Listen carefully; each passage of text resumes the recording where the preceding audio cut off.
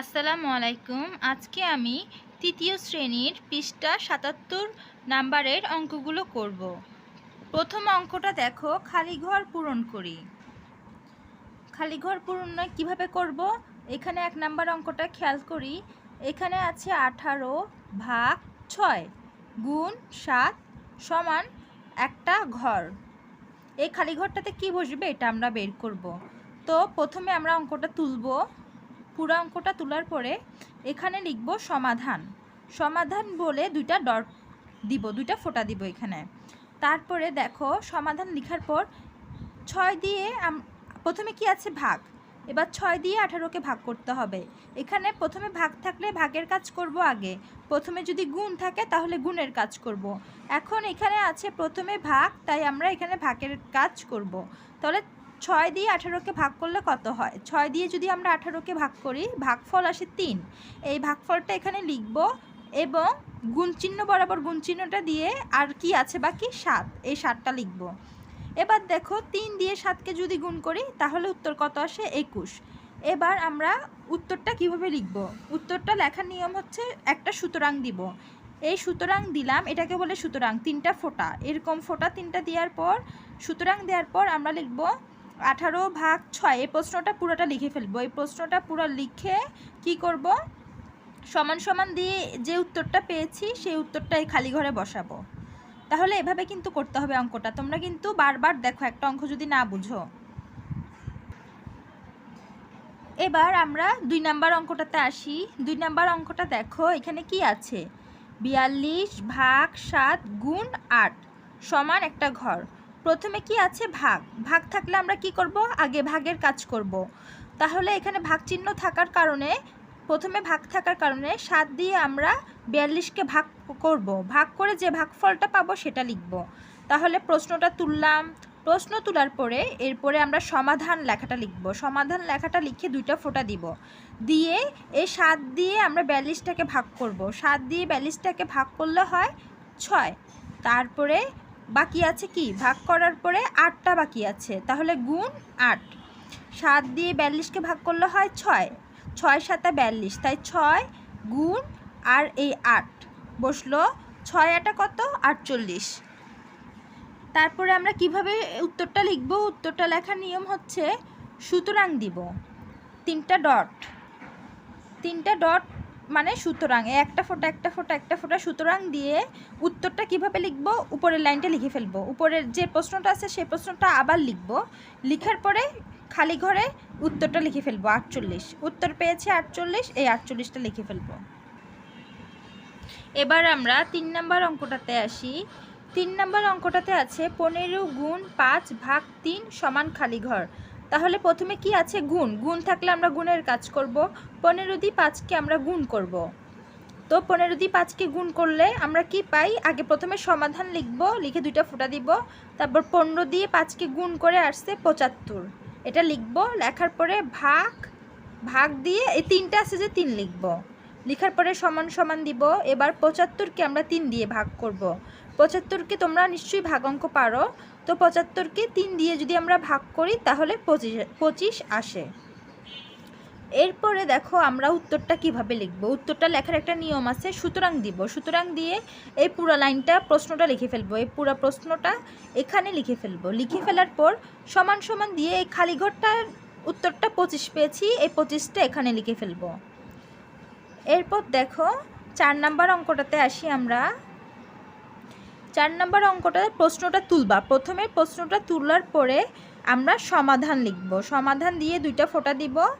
এরপরে কি করব? প্রথমে ভাগ আছে এখানে, এই দেখো এই প্রথম লাইনটাতে আমরা ভাগ পেয়েছি, তাই আমরা আগে ভাগের কাজ করব। তো ৮ দিয়ে ৭২কে ভাগ করব। ৮ দিয়ে ৭২কে ভাগ করলে হয় ৯।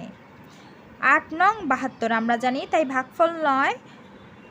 গুণ বরাবর গুণ চিহ্নটা দিলাম। তারপর এখানে আছে ১০, ১০ লিখব। এবার ৯ দিয়ে ১০কে গুণ করলে হয় ৯০। দেখো ৮ দিয়ে ৭২কে ভাগ করে পেয়েছি ৯, তারপর গুণ ১০ বাকি আছে তাই লিখলাম গুণ ১০। এরপর পেয়েছি ৯০, ৯ ১০ ৯০ হয়। এবার উত্তরটা কিভাবে লিখব? উত্তরটা লেখার জন্য সুতরাং দিব। সুতরাং দিয়ে এই প্রশ্নটা আছে যে প্রশ্নটা পুরোটা তুলে ফেলবো। তুলে ফেলার পরে খালি ঘরে কি উত্তরটা পেয়েছি 90, এই খালি ঘরে আমরা 90টা লিখে ফেলবো। প্রশ্নটা তুলে আবার খালি ঘরে 90 উত্তরটা লিখে ফেলবো। এবার লেখার অঙ্কগুলোতে আসি। লেখার অঙ্কগুলো কিভাবে করব আমি প্রশ্নটা পড়ছি, তোমরা বইয়ের দিকে মনোযোগ দাও। তো 2 নম্বর অঙ্কটাতে কি লেখা আছে, 12 জন বন্ধু প্রত্যেকে কত করে টাকা দিলে 22 টাকা দামের 18টি খাতা কিনতে পারবে, এই প্রশ্নটা আছে। তাহলে অঙ্কটা আমরা কিভাবে করব, প্রথমে লিখতে হবে একটি খাতার দাম 22 টাকা, তারপরে লিখতে হবে সুতরাং 18টি খাতার দাম 22 গুণ 18 টাকা। 22কে 18 দিয়ে গুণ করলে হয় 396 টাকা। তারপরে কি করতে হবে আমি বলতেছি, 12 জন বন্ধু দেয় সমান 396 টাকা, সুতরাং একজন বন্ধু দেয় 396 ভাগ 12 টাকা সমান 33 টাকা। তাহলে একটি খাতার দাম 22 টাকা, সুতরাং 18টি খাতার দাম 22 গুণ 18 সমান 396 টাকা। তারপরে আমরা লিখতে হবে 12 জন বন্ধু দেয় 396 টাকা, সুতরাং একজন বন্ধু দেয় 396 ভাগ 12 টাকা, 396কে 12 দিয়ে ভাগ করলে হয় 33 টাকা। তোমরা আশা করি ভাগটা পারো। এভাবে ভাগটা হয়েছে, আমি দেখাচ্ছি তোমাদেরকে। এই যে ভাগটা। এবার 3 নম্বর অঙ্কটা খেয়াল করো, এখানে কি 500 টাকার 3টি নোট সমান আগে আমাদেরকে বের করতে হবে। তো আমরা লিখতে হবে, আমরা জানি 500 টাকার 3টি নোট সমান হয় 500 গুণ 3 টাকা। 500কে 3 দিয়ে গুণ করলে হয় 1500 টাকা। তোমরা গুণ অঙ্ক পারো আমার মনে হয়, তো তোমরা গুণটা করে নিতে পারবে, এটা আমি দেখালাম না। এরপর দেখো, সুতরাং 15 জনের মধ্যে ভাগ করে দিলে হয়, প্রশ্নতে আমাদেরকে বলেছে কি 15 জনের মধ্যে ভাগ করে দিতে, তাই আমরা 15 জনের মধ্যে ভাগ করে দিলে হয় 1500কে আমরা 15 দিয়ে ভাগ করব। কত জনের মধ্যে দিচ্ছি, 15 জনের মধ্যে দিচ্ছি, তাই 1500কে 15 দিয়ে ভাগ করব। 1500কে আমরা 15 দিয়ে ভাগ করার পর কত পেয়েছি, 100 টাকা। তোমরা এটা ভাগ রাফ করে নিবে, তোমরা ভাগটা রাফ করে তারপরে এটা বের করবে। 15 দিয়ে 1500কে ভাগ করবে, 100 টাকা আসে। এবার আমরা 4 নম্বর অঙ্কটাতে যাব। প্রত্যেকে দেখো এখানে সাজাই আবার সুন্দর করে লিখতে হবে উত্তরটা, প্রত্যেকে 100 টাকা করে পাবে, এটা কিন্তু আবার লিখতে হবে। এরপর আমরা 4 নম্বর অঙ্কটাতে আসি।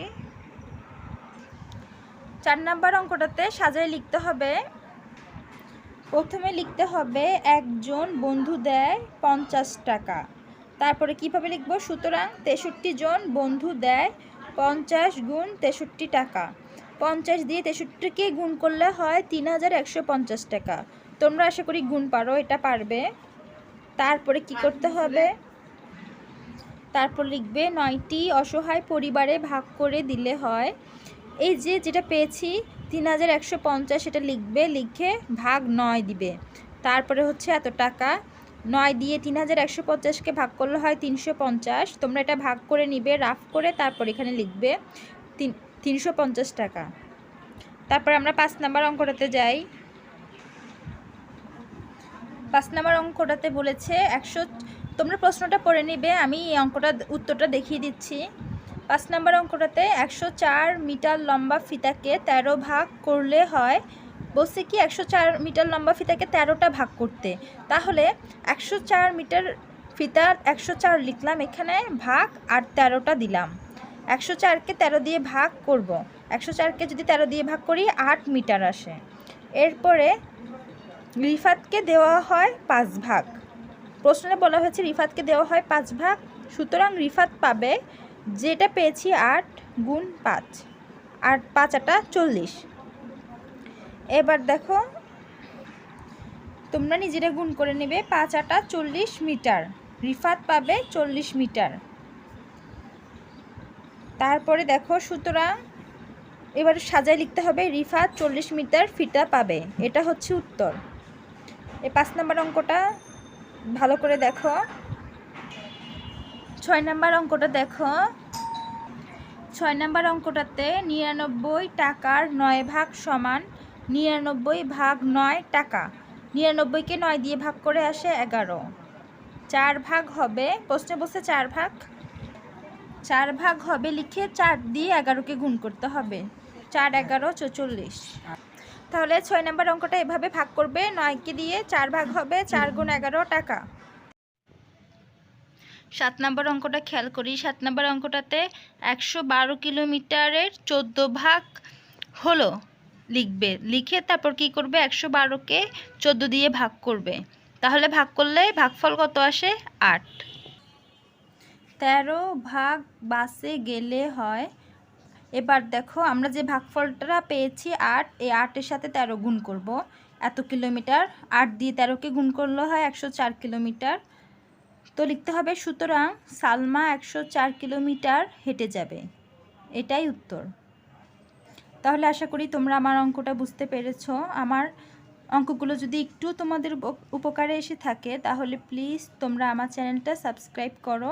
তোমাদের একটা সাবস্ক্রাইব আমার জন্য অনেক বিশাল পাওয়া, তাই প্লিজ সাবস্ক্রাইব করতে কিন্তু একদমই ভুলবে না।